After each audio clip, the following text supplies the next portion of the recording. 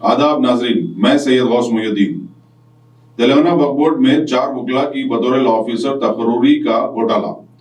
खबर के मुताबिक additional charge CEO Shahnawaz Qasim की जानिब से 4 के मिन जुमला 3 वकीलों के नामों को मंजूरी दी गई थी। जराये के मुताबिक एक वकील जिसकी तकर्रुरी की सिफारिश के एक बड़े सहाफी के जानिब से की गई थी, उसको रद्द कर दिया गया, जिस पर सदरनशीन वक्फ बोर्ड मोहम्मद मसीउल्लाह खान नाराज हो गए और तमाम वकीलों की तकर्रुरी को रोक दिया।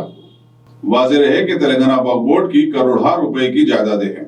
70% वक्फ जायदादों पर तनाज़ियों की वजह से कानूनी मुकदमात चल रहे हैं और उससे ज्यादा हैरत की बात यह है कि वक्फ रिकॉर्ड रूम भी केसीआर हुकूमत के जानिब से अरसे दराज से मुखफ़िल रखा गया है। ऊपर से सितम ज़रीफ़ी ये कि अगर वकीलों का तकर्रुर सिफारिशों की बुनियाद पर किया गया तो वक्फ जायदादों का तहफ़्फ़ुज़ मुश्किल से मुश्किल तर हो जाएगा।